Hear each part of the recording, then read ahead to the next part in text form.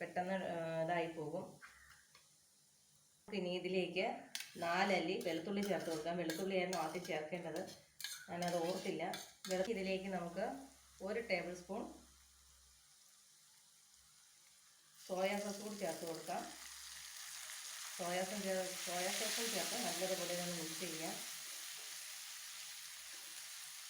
ഇനി ഇതിലേക്ക് നമുക്ക് വേണ്ടത് 1/2 ടേബിൾ സ്പൂൺ പഞ്ചസാരയാണ്. പഞ്ചസാരയും ചേർത്തിട്ടുണ്ട്. ഇനി നമുക്കിതിലേക്ക് 1/4 ടീസ്പൂൺ മുളക് പൊടി ചേർത്ത് കൊടുക്കാം.